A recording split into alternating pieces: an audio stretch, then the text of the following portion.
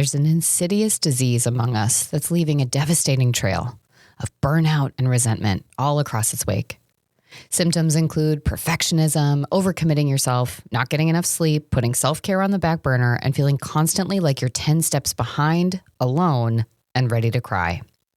It's been lurking silently in the shadows for decades, and it's time we do something about it.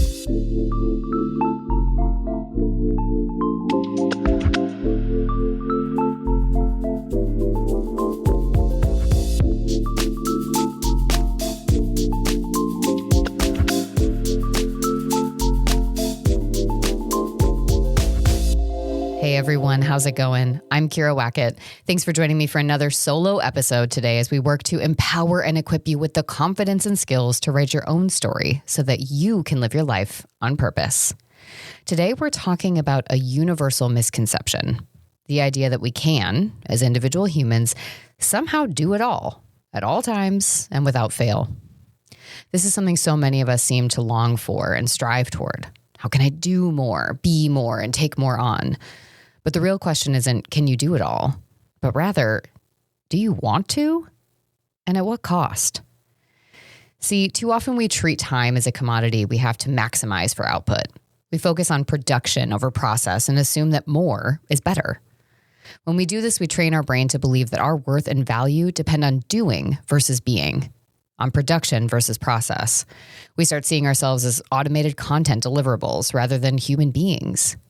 So I guess the question to consider now is, why do we do this? The short answer, intermittent reinforcement. See, there are times when it feels really good and it pays off to do or be more.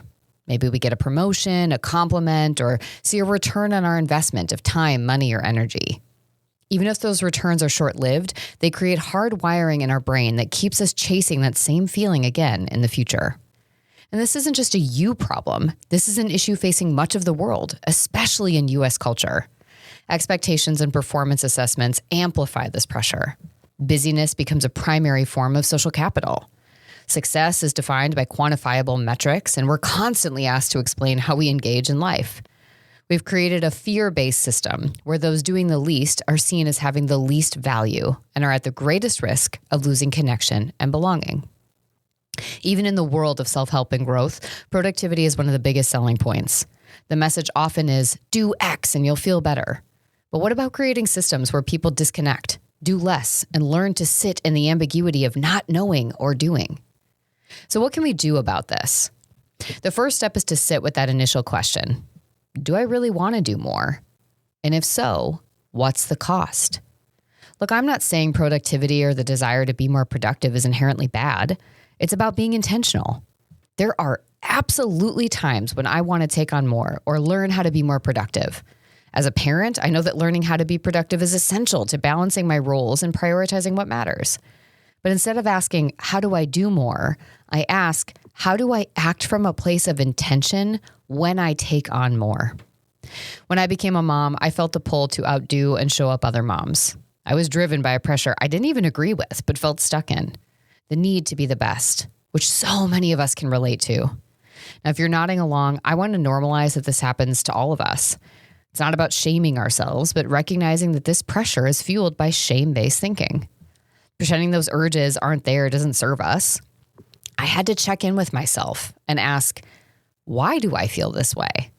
What's pulling me to think that the only way forward is to try to outdo other people or to be the best at all times? Is it serving me? Spoiler alert, no. The more I held space for those feelings, the more I could clarify that I didn't need to do more or be better. I could acknowledge the pressure that being a mom brings and focus on what I and my family needed rather than societal expectations. So as you walk forward today, I want you to think about the roles you've taken on and the expectations, norms, and definitions that come with them. Assess how each task or commitment connects to your why. Highlight both the costs and returns of everything on your plate. Be diligent with every urge or pressure to do or be more. Ask yourself, how is this investment beneficial and fueling me rather than feeding a broken system of shame and negative self-talk? Because at the end of the day, you're the only person you'll be in a relationship with for your entire life. The choices you make every day impact that relationship more than anything else. So be diligent, protect your time, money, and energy. Invest in yourself thoughtfully. Let's shift our thinking from production to process, from doing to being, and from shame to connection and intention.